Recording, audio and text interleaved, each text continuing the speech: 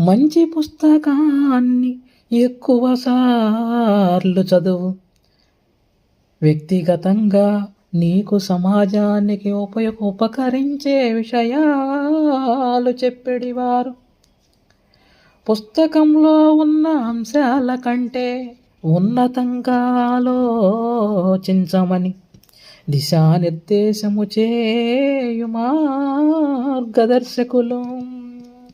ఆసక్తికరమైన విషయాలు అందరికీ వివరించి ప్రతిరోజు ఒక కొత్త విషయం తెలుసుకోమని, చదవమని, రాయమని, నిత్యము అధ్యయనము చేయమని, వృత్తి పట్ల అంకిత భావమును చూపు మాస్టారు.